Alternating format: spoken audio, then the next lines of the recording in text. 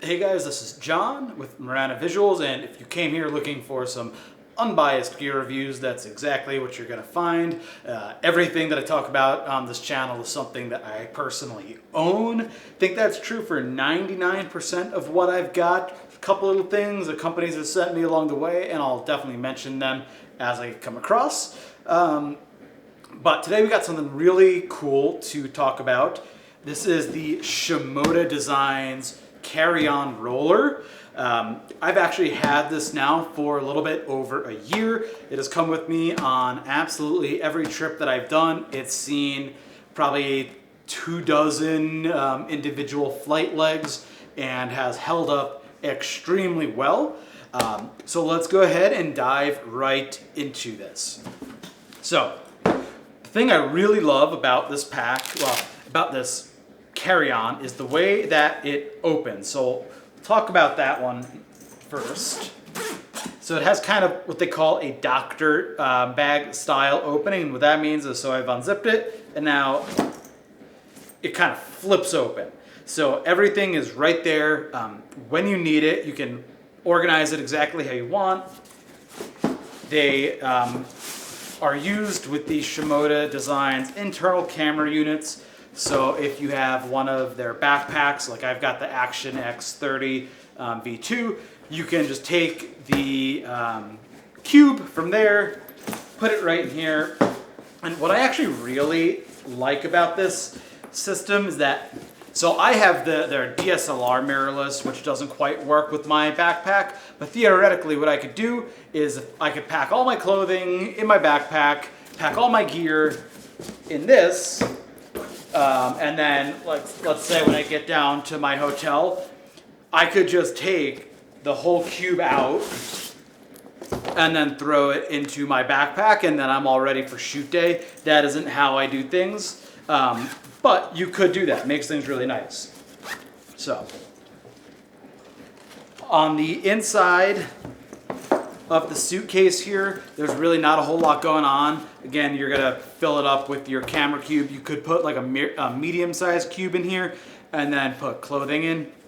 But I like, you've got two zippered pockets on either side. I'll show you that. So you can kind of see in here. Move that to the side. And on the top, oh, look at that. Forgot I had some ND filters in there for my DJI mini drone. You've got a keychain tether in here, which actually kind of looks like it would work with the anchor style, not anchor, with the Peak Design style anchor. I'm not sure, I'll have to test that out. But you've got all that. So I will generally throw, like when I get to the airport and I'm getting all my stuff out of my car, I'll lock it up. And then the first thing I do is I take my keys, I put them right in the zipper compartment, zip it shut, and then I'm not concerned about where my keys are for the rest of the trip. Don't need them, so don't have to think about it. So the way I pack this guy up, this is the large DSLR version of their internal camera unit, and you can see it's like a little bit sloped, but this has worked really well for me. So in here, typically I will do my Zoom F8N Pro audio recorder, or the F6. I will put my DJI Mavic 3 Pro in here.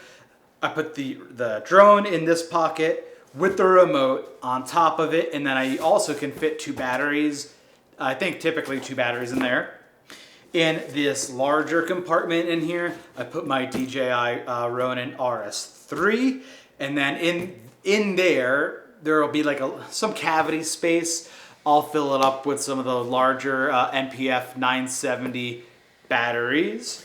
What else are going here? Oh yeah, this little pocket in here, I put my Ninja, my Atomos Ninja recorder, and then a whole bunch of other stuff. So it really does fit a ton of things. One thing that I'll just note that you should be aware of is when you are going through like airport security, I haven't decided the best way to do this. So normally you want to have all of your batteries kind of dispersed throughout your carry-on. That's going to give you the best chance of not having your things searched. But when you have a ton of batteries, you really can't avoid that. So then I will try to put all of my batteries in just one spot, so I can just take out a bag and say, hey, here's all my batteries. We don't need to pull this whole thing apart, because the way I pack this up, like, it takes me a little bit to get it just perfect, and airport security always just wrecks that. So that's definitely a strategy that you're going to want to consider, is getting all your batteries in one spot or really heavily dispersed throughout your pack. Hang on, I'm getting a delivery and I think my dog might go insane. Yep. Hey, buddy. That actually wasn't too bad. Okay, so let's zip this guy back up. On either side here, you've got these zippered compartments that also have webbing on there, so you can really cinch it down.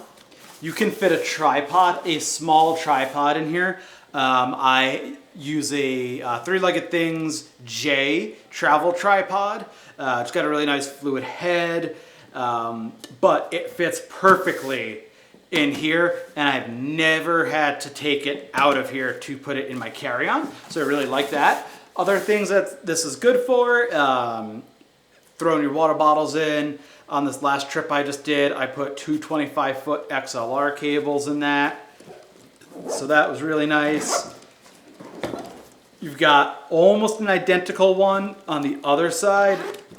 One of them is a little bit deeper, one is more shallow. I don't remember which one is which, but this one, you can see here, it's got some pockets on the inside.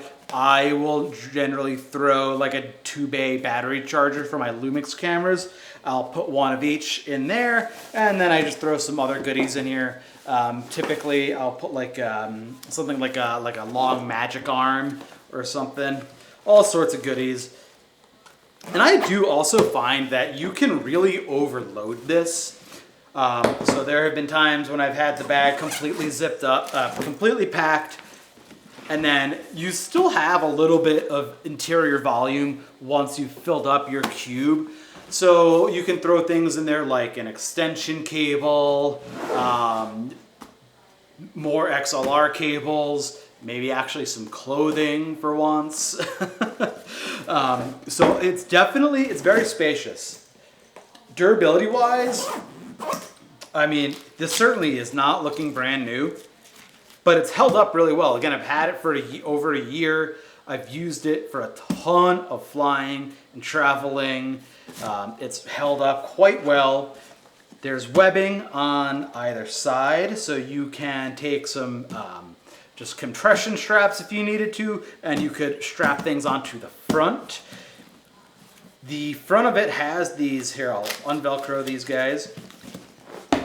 The front has these like rigid metal bars, so I will use this if my load is like getting really, really tight and I don't want to wreck the zipper. I'll hang on to these metal bars and try to cinch it closed and then bring the zipper around. I've had no issues with the zipper either, which has been great. I also haven't noticed anything loosening up on here, so that is really good. I think it's a very stylish little suitcase. Mostly black, nice hints of like gunmetal gray, really nice leather features on the zipper pulls. You got a leather handle on here. Really nice extendable handle. And yeah, so you can, on this, you could use like a luggage pass-through, which is nice. One cool thing that I just figured out on a recent trip, I had this as my carry-on, but then I had two big check bags. I had a Yeti, which I did just do a video about. I can drop a link in the description. Then I also had a Pelican case. And the Pelican case had this big handle, and I was able to actually run the handle through here and use this as a luggage pass-through. So I thought that that was very nice. Last thing that we'll touch on here are the wheels. No complaints. Year later, and they're still rolling really, really nice. They've been through sand, they've been on grass, they're definitely like an all-terrain type of wheel, I guess you could say. I've been extremely satisfied with this purchase. I wish I had a reason to get another one, but I don't. So hope this video helped you out. If it did, please give me a like and subscribe. Drop a comment below. Let me know what you are using as your travel carry-on. Thanks for checking it out.